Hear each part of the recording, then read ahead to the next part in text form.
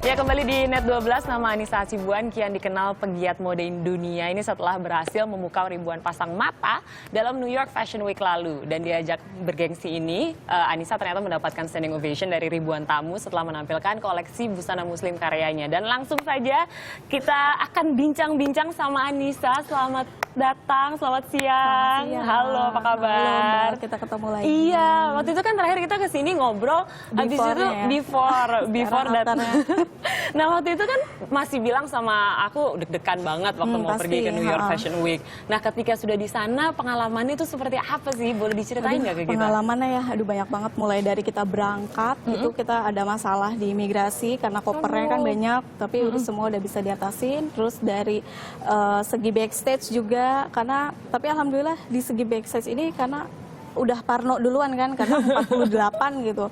Dan timnya kita sudah semua pegang pekerjaan masing-masing. 48 tuh 48 look? Iya, 48 look dengan 2 segmen. Jadi kita tuh ganti, ada model yang ganti baju itu kan. Nah, dari situ tuh mulai deh baru. Tapi di sana sangat cukup membantu ya tim New York Fashion Week-nya. Jadi aku yang tinggal duduk manis, tinggal terima interview, dan mereka semua mengcover itu dengan baik. Jadi aku udah nervousnya sedikit-sedikit hilang sih. Waktu itu makanya masih deg-degan banget ya, sempat cerita. Tapi apa sih bedanya maksudnya ketika menampilkan karya di luar negeri, apalagi New York Fashion Week yang menjadi salah satu yang dituju oleh semua desainer dunia gitu. Apa perbedaannya dengan memang membuat Fashion Week atau membuat pagelaran tuh di negeri sendiri? Mungkin kalau aku lebih ke branding pertama, karena aku menilai New York itu kiblatnya fashion ya, kalau buatku gitu. Karena semua patokannya negara-negara mode aja, kayaknya New York ini memang tempat berkumpulnya semua negara itu kan juga mereka jadi satu di situ. Semua brand dari negara-negara lain juga ada di situ.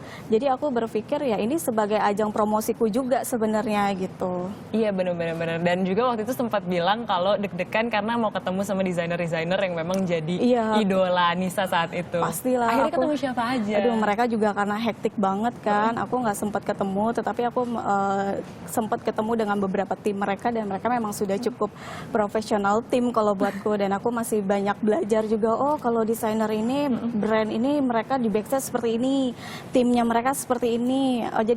Jadi banyak belajar lah aku dalam fashion show itu ya gitu. Oke. Nah, itu waktu itu pas ke sana begitu dan kemudian bisa berhasil datang ke situ, kan nggak semua orang ya bisa gitu. Desainer Indonesia baru berapa yang bisa begitu di New York Fashion Week. Nah, itu perasaan seperti apa sih yang waktu itu dirasain oleh Anissa sampai bisa benar-benar melakukan pagelaran solo di New York Fashion Week? Sebenarnya ini lebih ke komitmen ya. Ketika aku pertama kali mengikuti tur New York Fashion Week pada tahun 2015 kemarin, di situ aku menentukan bahwa kita ini harus komitmen. Oh ya, pasar yang kamu tuju adalah New York. Berarti kamu harus menganalisa market dan yang lain-lain. Jadi aku harus tertuju fokus pada negara New York ini untuk survei dan segala macamnya.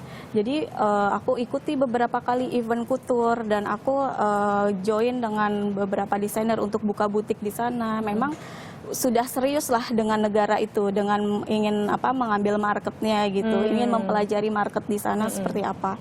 Dan alhasil aku dapatkan bahwa mereka ini menyukai ready to wear gitu. Dan ditambah lagi ada kesempatan ikut New York Fashion Week, makanya aku keluarkan koleksi-koleksi aku yang ready to wear, dan alhamdulillah responnya sangat cukup bagus dan positif banget. Iya gitu. dong, kita juga bisa lihat di media-media juga banyak yang memuji gitu hasil karya Anissa. Nah, seperti apa sebenarnya karakter rancangan dari Anissa, kita akan lihat sama-sama. Mungkin kita bisa bahas sedikit-sedikit nih. Nah, yang ini nih apa nih, boleh dijelaskan nggak? Ini sebenarnya konsepnya di Jakarta juga. Ini waktu terakhir kemarin tuh di Jakarta Fashion Week.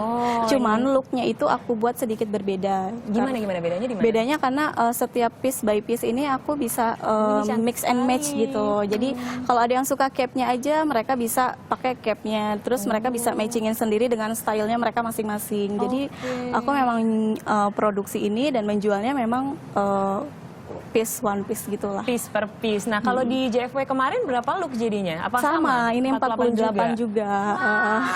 Oke. Nah, itu tadi kita bisa lihat ada cape yang cantik banget dan ini juga dipakai Ya, oleh Anissa. Ini juga salah satu dari di Jakarta. Ini di Jakarta. Aku suka banget kan pearl gitu. Jadi kayaknya elegan banget kalau mutiara itu. Jadi ini memang handmade ya. Kalau ini kan memang khusus couture-nya gitu. Tapi jacket yang memang couture gitu.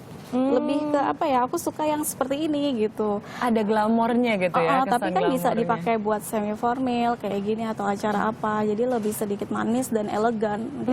Oke. Tapi kalau kita bicara mengenai fashion hijab gitu ya, Anissa. Nah, ini kan sebenarnya segmented. Hanya mungkin perempuan yang mengenakan hijab gitu. Tapi untuk melihat market itu dan memperluasnya begitu dan benar-benar menggrab market itu bagaimana sebenarnya sih caranya? Ada nggak target sendiri atau rencana sendiri gitu yang kamu sudah persiapkan? Kalau aku target, berarti kita bicara target bisnis ya, marketing gitu. Kalau buatku, kita ini memang kalau marketing ini aku harus mendapatkan perhatiannya dulu.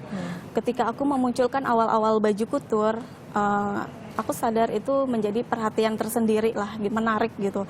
Dan ketika sudah mendapatkan perhatian itu, mereka juga mulai banyak permintaan untuk ready to wear. Nah, dari situ aku sudah mulai melihat, oh pasarnya untuk fashion muslim seperti ini, kalau untuk yang non-muslim seperti ini. Tetapi aku merancang semuanya itu modest, tertutup. Jadi contoh kayak baju-baju yang tadi aku terakhir buat ini, yang koleksi di Jakarta, itu kan per piece. Dan itu bisa untuk yang hijab maupun yang non hijab gitu. Bisa dipakai buat outer aja outer gitu aja, ya. Atau mereka ingin pantsnya aja, atau mereka mau cape-nya aja, itu bisa. Jadi aku lebih ke universal tetapi tetap potongannya itu modest, tertutup dan sopan gitu. Tertutup dan sopan seperti nilai-nilai perempuan Indonesia ya. Nah, kalau kita bicara mengenai fashion hijab, saat ini Indonesia dianggap sebagai apa ya? Mau dijadikan sebagai pusat fashion hijab dunia begitu. Betul. Nah, kekuatan kita sebenarnya dalam dunia fashion tuh sebesar apa sih? Apa pengaruh kita di dalam dunia muslim secara fashion gitu, Anissa? Kalau aku kan baru masuk ke dunia fashion ini kan baru kurang lebih 2 tahun ya, tetapi aku kan juga sedikit belajar gitu, bahwa memang aku akui Indonesia itu banyak sekali desainer yang mempunyai karakter yang kuat dan mereka mempunyai ciri khas masing-masing, khususnya di fashion hijab gitu, dan itu memang banyak memberikan inspirasi untuk kita yang di Indonesia maupun yang di luar negeri gitu.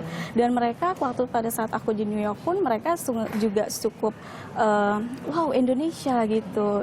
Di sana sangat banyak ya desainer-desainer yang Harum bagus ya, gitu. namanya. Jadi aku juga ingin ikut memperjuangkan itu gitu. Jadi kita sama-sama proses aja sih gitu. Mudah-mudahan memang itu semua terwujud gitu dengan mimpinya Indonesia ingin sebagai fashion kiblat itu. Oke. Nah, terakhir mungkin apa sih yang jadi project Anissa ke depannya nih setelah New York Fashion Week? Alhamdulillah waktu kemarin yang New York Fashion Week The Show itu aku mendapat beberapa tawaran, undangan, fashion show dan segala macam. Tapi ada satu yang sangat menarik yang buat aku. Insya Allah akhir November ini aku diundang oleh salah satu CEO Mercedes-Benz Fashion Week Doha. Insya Allah aku akan tampil di sana dengan koleksi-koleksiku yang baru. Oke, gitu. itu kapan, Anissa? Akhir November, 28 sampai 30 November. Baiklah, kita akan tunggu sama-sama. Tapi kita juga akan melihat beberapa tanggapan begitu dari NetConnect. Kita akan lihat sama-sama. Ada atau tidak? Yang pertama, coba kita lihat. Sep. Oke, sepertinya belum ada ya. Oke, baiklah. Good luck untuk pergi ke Dohanya nanti. Kita akan tunggu koleksi-koleksi terbarunya dan tentunya juga sukses terus untuk mengharumkan nama fashion muslim Indonesia di mata dunia tentunya. Oh, ini ada beberapa nih. Ini sudah muncul.